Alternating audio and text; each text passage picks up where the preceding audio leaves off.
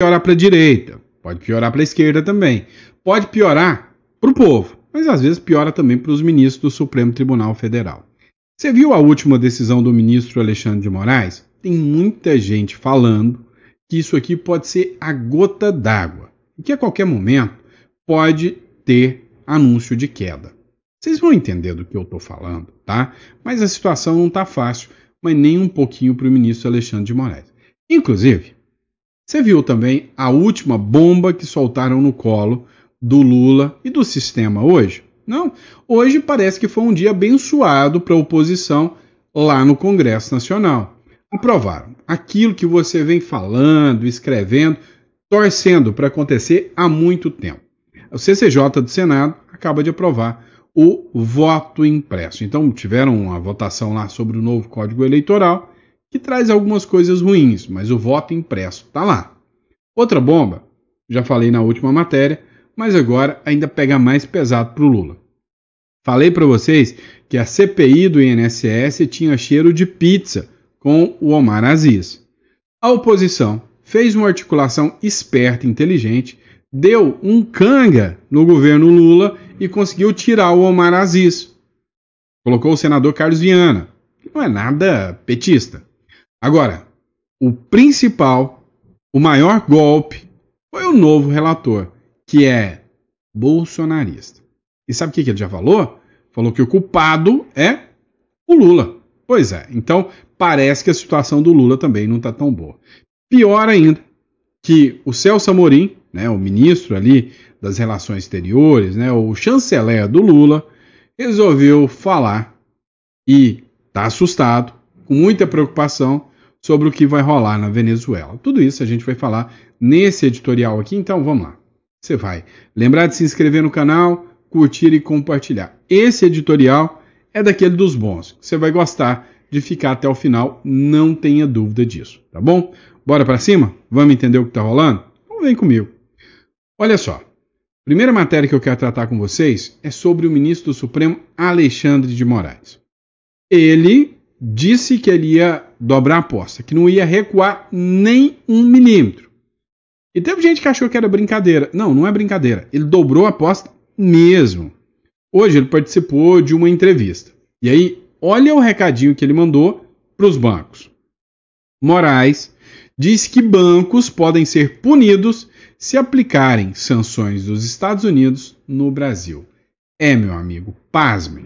Depois dos bancos terem perdido 41 bilhões, terem caído pra caramba suas ações, agora o Alexandre de Moraes dobra, triplica, quadruplica a aposta e manda mais uma bomba pro colo dos banqueiros. Pois é, o ministro Alexandre de Moraes do Supremo Tribunal Federal afirmou que os bancos que atuam no Brasil podem ser punidos se aplicarem sanções impostas pelos Estados Unidos em solo brasileiro.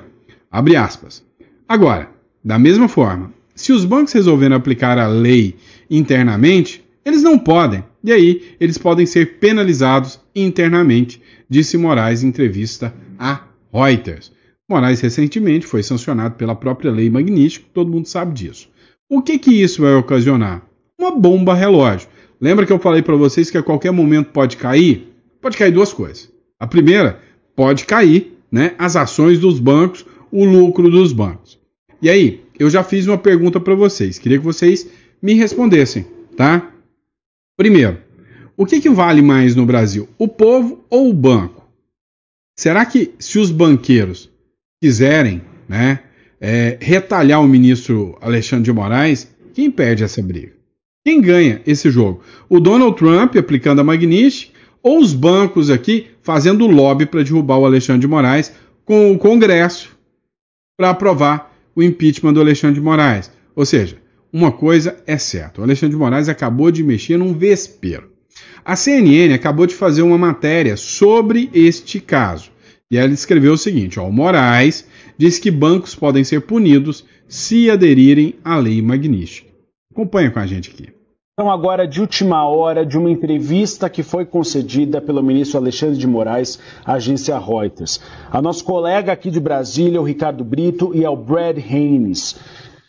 Essa entrevista está mexendo neste momento no mercado financeiro. O ministro do Supremo Tribunal Federal, Alexandre de Moraes, que está no centro das crescentes tensões entre Brasil e Estados Unidos, disse à agência Reuters, uma entrevista feita ontem à noite, publicada há poucos minutos, que espera uma mudança de postura do presidente dos Estados Unidos, Donald Trump, para reverter as sanções impostas contra ele, afirmando que haveria falta de consenso dentro de órgãos do governo norte-americano.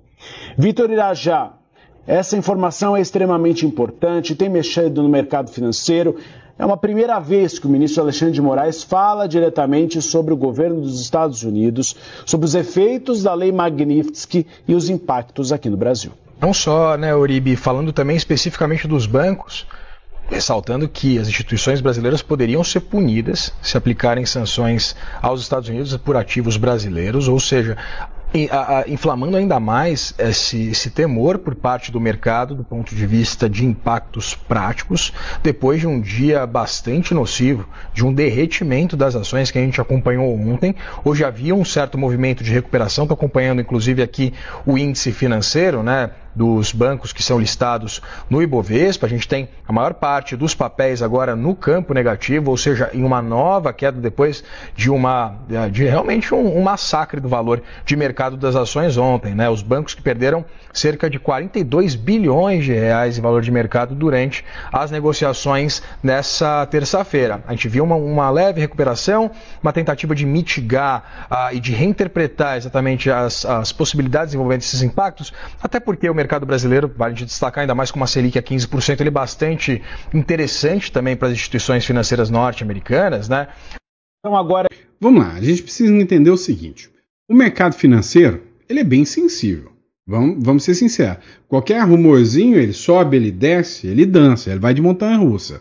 Agora, a gente não está falando de um rumorzinho, a gente está falando do mercado financeiro ser excluído, extirpado, sinceramente, do sistema bancário internacional.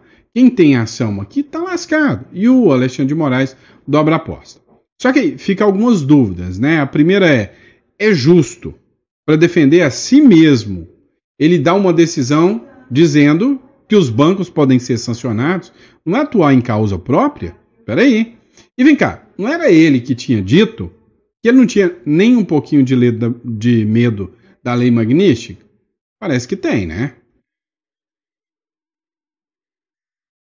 Agora, se você quer uma notícia para arrancar a tampa do balão, dá uma olhada nessa matéria que foi publicada agora pela Folha de São Paulo. A comissão do Senado aprovou um novo Código Eleitoral e ressuscitou o voto impresso. Pois é, uma briga antiga de quem não acredita que o sistema é tão bonzinho assim, vem cobrando o voto impresso. Diga-se de passagem, o voto impresso, né? O que aconteceu com o voto impresso foi um escárnio com a cara do brasileiro. Depois de uma grande pressão popular, o Congresso Nacional aprovou o voto impresso aqui no Brasil. Foi sancionado. Depois disso, o Supremo Tribunal Federal julgou, ignorando a pressão do povo, ignorando a decisão dos eleitos para representar o povo, e julgou inconstitucional o voto impresso. Eu até hoje lembro da decisão da Carmen Lúcia. É o princípio do não entrincheiramento. Disse que o voto impresso traria retrocesso ao Brasil.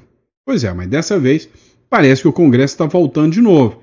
E deveria talvez ser até uma forma, né, de se blindar para 2026. Olha o que diz a matéria da Folha. A CCJ do Senado aprovou nesta quarta-feira a criação de um novo Código Eleitoral, que fragiliza a fiscalização dos partidos políticos e, em uma votação separada, aprovou a instalação do voto impresso. Trata-se de uma vitória do grupo político bolsonarista. A aprovação da proposta de voto impresso foi por 14 votos a 12. Bem acirrado, hein? A ideia já foi considerada inconstitucional pelo STF, sob o argumento principal de haver risco de violação dos sigilos do voto. O que o STF fala? Fala o seguinte: ora, se você tem o voto impresso, aí alguém vai lá e te ameaça ou te compra o voto, aí você entra lá dentro da urna, vota, mostra para o cara que você votou assim, e aí o voto não vai ser livre. Meu amigo, uma coisa é certa. Pior é o que aconteceu na Venezuela. E os caras foram lá e tomaram na mão grande. E se não tivesse o voto impresso, hoje o Maduro não poderia estar sendo arriscado a tomar bala no bumbum. Essa é a verdade. Estou errado? Mas vamos lá. Foi um grande dia para a oposição. Pensa num grande dia. O Omar Aziz se lascou. Não vai ser mais o presidente da CPI do INSS. Quem mais se lascou nessa história foi o Lula. E até o relator é da oposição. Ou seja, se o Lula esperava enfrentar um tsunami com as pressões do Donald Trump, aqui dentro é que será um verdadeiro tsunami. Dá uma olhada. O novo relator da CPMI é bolsonarista. Já culpou o Lula pela farra do INSS. Ou seja, não está nada bom para o Lula. Nada é tão ruim para a esquerda que não possa piorar. O Maduro caindo, o Trump mandando a Magnitsky, vindo a sessão 301, agora uma CPI do INSS aqui dentro, com uma oposição mandando, coisa que o Lula não sonhava existir. Ah, meu amigo, a ponte de Londres está caindo. E junto com ela, a gente vê que o sistema está implodindo junto. Ou seja, o jogo está ficando interessante. Eita novelinha boa, né? Vamos dar uma olhada nessa matéria aqui. Ela diz o seguinte. Escolhido como novo relator da CPMI do INSS, após uma reviravolta na eleição para a presidência da comissão, o deputado Alfredo Gaspar, do União de Alagoas, é bolsonarista, de carteirinha, crítico ferrenho do STF. Será que pode chegar a tal alto nível essa CPI do INSS, hein? Ele é ex-procurador da Justiça, então, uma figura que tem capacidade para tal, né? Ex-procurador de Justiça. Gaspar foi escolhido como relator nesta quarta-feira, após a derrota do senador Omar Aziz, do PSD, para Carlos Viana, do Podemos, na disputa pelo comando da CPMI. O novo relator tem fotos ao lado de Bolsonaro e costuma fazer postagens nas redes sociais em defesa do ex-presidente, que está em prisão domiciliar e com duras críticas ao Supremo, né? O script do sistema está sendo cumprido à risca. O STF escancarou de vez o abuso de autoridade e a vingança contra o Bolsonaro. Foi uma postagem que ele fez nas redes sociais. Ou seja, guarde bem este rostinho, se você não conhece. Essa figura vai dar uma dor de cabeça para o Lula. E eu acho é bom, acho é pouco. Vamos lá. Agora, não bastasse tudo isso que está acontecendo lá na Venezuela, também se tornou um cravo, né? Ou seja, uma unha encravada para o governo Lula. Chegou ao ponto do chanceler do governo Lula se manifestar. Ele disse o seguinte: o Amorim afirma que o deslocamento de navios dos Estados Unidos perto da Venezuela causa um alerta. Vejo com muita preocupação. Olha, o meu comentário seria o mesmo do Júnior Carlos aqui. Bem, se ele está preocupado, eu estou feliz. Eu quero é que se lasque. Afinal, essa turma passou pano, o próprio Lula deu chancela para o Maduro, atuou como fiador do golpe que o Maduro deu na Venezuela, não convenceu o mundo e agora ainda vem dizer que está preocupado. Estou só esperando o Lula falar para o Trump: não faça isso com o companheiro Maduro. Estou esperando, estou doido para ver, tá? Agora, o Maduro ainda está com aquele peito de pombo estufado. Está achando que tem poder bélico, que tem poder de armas para enfrentar o Donald Trump. Se lascou. Todo mundo sabe que ele não tem. Dá uma olhada nessa matéria. E a CNN, ou ela é amiga ou ela é traíra pra caramba. Porque ela está incentivando o Maduro aqui e os apoiadores do Maduro, mas eu acho que está incentivando eles a se ferrar mesmo, quando coloca uma matéria como essa. Nenhum império vai tocar o solo sagrado da Venezuela, diz Nicolás Maduro. Pois é, defendemos nossos mares e terras. O ditador da Venezuela, Nicolás Maduro, afirmou que nenhum império vai tocar o solo sagrado da Venezuela, depois que os Estados Unidos ordenaram a movimentação de navios navais na região para conter o narcotráfico. O Maduro fez o comentário durante uma reunião de trabalho televisionada na terça-feira, com governadores e prefeitos em Caracas. Ele estava acompanhado do ministro da Justiça do país, Diosdado Cabello, ou seja, o Maduro está se achando. Postou ali um bando de velhinhos, de mulheres, dizendo que aquela é a milícia deles, que são 4,5 milhões de milicianos, que são o apoio da Guarda Revolucionária Bolivariana da Venezuela, e que disse que eles vão acabar com os Estados Unidos. Gente, se até a Folha de São Paulo está escrevendo o seguinte: 3 navios enviados por Trump têm mais poder de fogo do que a marinha inteira da Venezuela. Você entendeu? O Trump literalmente resolveu mostrar o seu poder de fogo só com 3 naviozinhos. Imagina se ele manda uma frota de responsa para cima do Maduro. Nova ameaça de Donald Trump a Nicolás Maduro, agora na forma do envio de 3 destroyers para perto da Venezuela. Parece desenhada apenas para pressionar o ditador venezuelano, na hipótese de um americano querer ir às vias de fato. Contudo, Caracas está com um belo de um problema, e eu acho bom, tá? Eu acho maravilhosa uma notícia como essa. Agora, se você acha que é pouco, dá uma olhada nessa aqui. Eu acho que nessa hora ninguém vai ser burro o suficiente de ajudar ou dar guarida para o Maduro, a não ser que seja num acordo prévio com os Estados Unidos. Você lembra do ditador da Síria, o Bashar al-Assad? Pois é. Quando eles viram que o Bashar al-Assad ia cair, os rumores internos é que eles entraram em contato com os Estados Unidos, com a Europa, e disseram: ó, a gente vai entregar a Síria sem guerra, sem mortes, eu tô pulando fora. Mas eu vou embora para a Rússia. E aí, ele deu linha, foi embora para a Rússia. Mas que só chegou lá porque os Estados Unidos deixou. Agora, aconteceu um negócio inusitado, tá? Ó, olha essa publicação da América TV. O avião VIP, né, o avião próprio do Maduro, deu voltas ao ar rumo a Cuba e regressou a Maiquetía, né, que é uma região da Venezuela lá. O que aconteceu? Ele se arrependeu, né? Eu vou colocar até um trechinho aqui, ó. Se arrependeu. Regressaram. Estão testando os radares do Comando Sul dos Estados Unidos. O Cuba deu um fora neles, rechaçou eles. Ou seja, a investigação aqui, ou melhor, a matéria aqui diz o seguinte: o avião oficial do Maduro deu linha, né? E aqui você consegue ver, inclusive, né, aqui na foto, que não é longe, tá? Cuba de La Guaira, né, na Venezuela. O que aconteceu? Saiu para ir para Cuba e aí deu voltas, arremeteu e voltou para a Venezuela. A especulação aqui é 2, tá? Uma, estavam testando para ver se realmente os radares americanos estão funcionando, e aí eles provavelmente iam tentar mandar outro avião com o Maduro para Cuba depois. Ou ele foi e o cara de Cuba olhou pro Maduro e falou: o quê? Resolve suas tretas aí, meu filho. Eu não quero encarar essa contigo, não. E rechaçou o Maduro, mandou o Maduro de volta. Agora, o jogo está mais interessante quando a gente vê que tem mais jogador entrando no campo. Tem mais player entrando para brincar, né? É aquela história, né? Se não sabe brincar, não desce pro playground.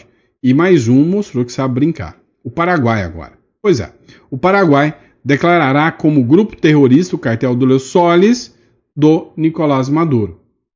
Depois que os Estados Unidos, né, sinalizaram que o Paraguai declarou o cartel de Los Soles como grupo terrorista, os Estados Unidos, inclusive, mandaram agentes do FBI para construir uma base de combate ao terrorismo dentro do Paraguai. É um bom acordo para o Paraguai, né? O Paraguai mostra ser um aliado dos Estados Unidos, ou seja, quem é que vai ser burro de atacar um aliado dos Estados Unidos? Ganha quase que um status de membro da OTAN sem ser um membro da OTAN, entendeu? Ou seja, se o Paraguai é aliado dos Estados Unidos, não sou eu que vou ser besta de atacá-lo. Então ganhou o status de aliado direto dos Estados Unidos, combate o narcotráfico, o que é ótimo para a economia paraguaia, e de quebra ganha tecnologia americana. Então, para o Paraguai, estreitar laços com os Estados Unidos é ótimo. Para a turma bolivariana, lá, principalmente do Foro de São Paulo, é um problemão, porque o Paraguai está disposto a deixar que os Estados Unidos tenham uma base bem aqui na região. O jogo tá interessante, vamos admitir. Vamos lá, pessoal. Outro ponto muito interessante. Enquanto aqui, no Brasil, querem enfiar um tal de Drex em você, a Argentina está indo pelo caminho contrário. Está abrindo o seu mercado para as criptomoedas. Olha que loucura, né? Buenos Aires passa a aceitar criptomoedas para pagamento de impostos, multas de trânsito e carteira de motorista. Ora, o Estado argentino está com tanta vontade de crescer que ele viu o impacto das criptomoedas. Então ele falou o seguinte, quer saber? Eu, Estado, é que vou pegar um pouquinho de criptomoeda para mim. Eu aposto que as criptomoedas vão valorizar, ainda mais com o que está acontecendo com os bancos. Você tem noção? Se você comprou Bitcoin, isso aqui não é orientação de investimento, não. Até porque Bitcoin não é investimento, é poupança. Vocês sabem disso, né? Mas só para entender, você imagina, com o que está acontecendo aqui nos bancos brasileiros, você acha que quem vai comprar criptomoeda não vai se dar bem nessa? Para pensar. Pagamento em cripto. A cidade de Buenos Aires passará a aceitar criptomoedas para pagamento dos impostos, como o Imposto sobre a Propriedade Predial Territorial Urbana ou patentes sobre pagamentos, além de procedimentos não tributários, também como a emissão de carteira de motorista, pagamento de multa de trânsito ou outras questões. O que o Milei está querendo fazer? Está querendo entrar no mercado digital e aproveitar o hype das criptomoedas. O cara não é besta nem nada. Enquanto que aqui no Brasil vai ter uma desvalorização ferrenha do real por causa desse cara aqui, o tal do Drex. Meu amigo. Dá uma olhada, a matéria do El Mundo. O Drex, a chave para o governo controlar o seu dinheiro e a sua liberdade. Não é um ou dois que estão reclamando, são vários, né, sobre o impacto do Drex. Rastreabilidade total. Eles vão saber para quem você manda dinheiro, vão saber de tudo da sua vida. O fim do anonimato financeiro. Acabou, o sigilo bancário já era. Você vive num país que não terá mais sigilo bancário. O dinheiro em espécie sempre foi um dos últimos refúgios da privacidade individual. Com o Drex, essa proteção desaparece. Cada transação realizada ficará registrada em blockchain, permitindo que o Estado acompanhe em detalhes o fluxo de recursos de todos os cidadãos. Isso significa que o governo poderá, em tempo real, mapear hábitos de consumo, estilo de vida e até preferências pessoais. Se o governo talvez entender que você tem uma certa preferência política, que não é aquela que o governo quer, o que ele pode fazer contigo, hein? Já parou para pensar? O que essa mente maquiavélica pode fazer com você? Coisa boa não é. O que hoje é uma compra comum no supermercado, amanhã pode se tornar uma informação utilizada contra você. Controle direto do governo e o risco do confisco digital. Com o Drex, o Banco Central terá controle total da emissão e circulação do dinheiro. Na prática, isso dá ao governo o poder sem precedentes. Ele pode bloquear valores de quem entrar em desagrado político, restringir gastos em determinadas áreas ou até confiscar recursos sob justificativa de crise fiscal ou emergência nacional. Se antes era necessário um decreto para congelar poupanças, como ocorreu no governo Collor, agora bastaria um clique e vral, retirar você e o acesso de todo o seu próprio dinheiro. E aí? Ficou empolgado com a ideia? Tenho certeza que não. Tributação automática. Uma das características mais destacadas do Drex é a programabilidade da moeda. Isso porque pode significar, por exemplo, que impostos sejam cobrados automaticamente no ato da transação. Se você comprar um produto, o sistema já recolhe a taxa direto para os cofres públicos. Sem espaço para discussão, contestação, planejamento tributário, nada. É a mão invisível do Estado transformando o cidadão em um mero usuário de crédito digital, sem autonomia, como gerir os seus recursos. É a mão te dando um tapa na popa, né? Essa aqui é a verdade, a mão invisível do Estado. E aí, para encerrar aqui, dinheiro com prazo de validade, o fim da poupança livre. Na China, onde o eCNY, já está em uso, existe a possibilidade de criar moedas digitais com prazo de validade, obrigando as pessoas a gastarem o seu dinheiro dentro de um período definido. Isso elimina a liberdade de poupar, de planejar o futuro e até de transmitir o patrimônio. E cara, quando você vê o Lula fazendo uma campanha contra os ricos, isso aqui faz sentido para você? Quando o Lula fala que tem que acabar com os milionários. Pois é, se o seu dinheiro é temporário, você tem que ganhar e gastar logo, senão vai virar nada. Eu lembro de um cara, né, que guardou muito dinheiro embaixo do colchão. Na hora que foi usar, não valia para nada. É o que vai acontecer com o seu Drex. Vai cair o dinheiro na sua conta. Se você não gastar, o Estado vai te obrigar a gastar tudo para você pagar mais impostos. E aí, a hora que você vê, não tem nada. No Brasil, a adoção desse mecanismo pelo Drex não pode ser descartado, já que a tecnologia o permite. Seria o fim da poupança tradicional e o início de uma era que o governo determina quando, como e onde você deve gastar. Inclusive, só para você entender, essa questão aqui é um modelo já aplicado na China. Não é a previsão de aplicação do Brasil. Mas cá entre nós, você confia no governo? Você acredita? Você acha que vai dar bom? Acho que não, né? Por isso que eu falo para vocês, clique aqui na descrição ou entre em contato com o escritório. Você precisa se internacionalizar, ter seu dinheiro em dólar. Apostar nessa loucura chamada Brasil é doideira demais. Mas vamos lá, continuo aqui. Olha uma publicação do Leandro Ruschel aqui. Exclusivo. Moraes diz que bancos podem ser punidos se aplicarem sanções dos Estados Unidos ao ativo brasileiro. Enfim, citando aquela matéria que a gente já tratou, a entrevista que o Moraes deu na Reuters está fazendo com que os bancos despenquem, mas despenquem como se não houvesse amanhã. E aí, a grande questão é a seguinte. Estão querendo controlar o seu dinheiro, estão querendo controlar o que você fala, chegando ao ponto de nem a Globo News conseguir passar pano. Segundo uma publicação do Capitão Alden e do Sargento Gonçalves, olha o que eles falaram. Até os jornalistas da Globo saíram contra a regulamentação das redes porque eles viram que é uma verdadeira bravata que o governo está querendo fazer.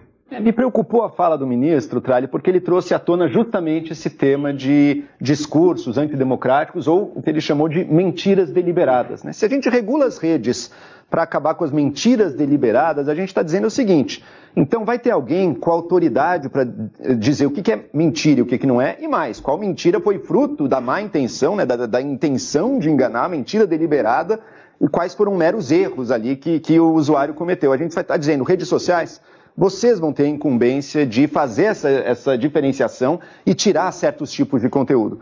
Me parece que a gente, ao fazer isso, entrega a liberdade de expressão ao arbítrio de um gestor de redes sociais que vai ter a postura mais conservadora, empresarial, de dizer tudo o que parece meio arriscado, aí a tendência da empresa vai ser tirar, porque ela não vai querer ser punida depois. Por isso, acho que a gente tem que pensar muito bem, será que o melhor não é deixar que justamente a avaliação de quais discursos são ilegais ou não, que a gente deixe esta avaliação nas mãos da justiça, que é quem realmente tem essa incumbência, e quando tiver uma decisão judicial dizendo, olha, esse tipo de conteúdo aqui, a pessoa cometeu crime ao postar isso aqui. Então ela vai ter que pagar uma indenização, vai ser punida dessa maneira. Aí sim a rede social vai tirar aquele conteúdo, mas que isso fique realmente a cargo da justiça. Querer, por meio de uma regulamentação, terceirizar isso para as empresas de rede social, especialmente quando o tema é discussão política e fake news ou não, é um risco que a gente vai correr para a nossa liberdade de expressão. Pois é, bem que eu digo para vocês, o Joel ainda tem jeito. Vou mandar uma mensagem para ele hoje, falando, ô Joel, você tá do lado errado, cara. Vem pra direita defender as pautas da direita que você tá no lado errado. Já falei isso para ele, tá? Mas a verdade é que o Joel ainda tem jeito. Ainda vai vir pro lado da direita e vai entender que esse negócio da esquerda não tá com nada. Igual o Fefe Monteiro também. Mas a grande verdade que a gente fala é que não dá para passar pano em alguns pontos, né? Tem que ser muito cara de pau para acreditar que realmente o governo está querendo fazer o melhor pela população brasileira. Não tá. Eles só querem controlar o discurso para em 2026 tentar se manter no poder e calar você que pensa diferente. É simples assim. Bom? E é isso, pessoal. Espero que vocês tenham gostado dos editoriais de hoje. Esse foi o nosso último editorial do dia, porém, não menos importante. Amanhã de manhã a gente está de volta com mais conteúdo, trazendo sempre conteúdo de relevância para você. Tá bom?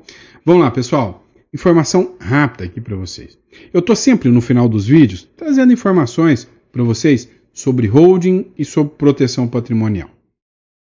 Eu fiz um atendimento de um cliente tem mais ou menos uns 12 dias atrás. E aí você acha que está sólido, protegido? Nem sempre é assim. Aconteceu o seguinte, esse cliente, né, ele passou por dificuldades financeiras, ele acabou tomando uma multa tributária gigantesca num momento em que ele estava fazendo investimentos na empresa dele. O cara tinha um patrimônio de quase 18 milhões de reais. De repente, essa multa veio direto no caixa, né, e no patrimônio que ele utilizava da própria empresa. Resultado, o cara quebrou. Atentou, inclusive, contra a própria vida, ou seja, situação drástica, dramática. Chegou à lona, a zero. E aí, simplesmente, se ele tivesse um sistema de holding ou uma offshore, ele não teria passado por isso. Ele conseguiria manutenção do seu patrimônio, que estaria em uma outra jurisdição, e ele continuaria conseguindo prestar serviço, ou então, pelo menos, se protegeria em partes. Mas o patrimônio dele estava todo exposto. Pois é. Você não quer passar por isso? Quer? Então, você vai procurar uma pessoa que pode te orientar. E eu estou aqui tentando me oferecer para ser o seu mentor financeiro. Você vai clicar aqui na descrição e se você quer entender como proteger, blindar o seu patrimônio, seja uma offshore no Uruguai, que é muito boa, ou em Delaware, ou então até na Europa, vamos pensar em alguma coisa mais refinada, se for o seu caso, sei lá, a Suíça, a gente está aqui para isso, é o nosso papel. Agora, no mínimo, uma holding aqui dentro do Brasil, você tem que ter para se proteger. Deixar o seu patrimônio exposto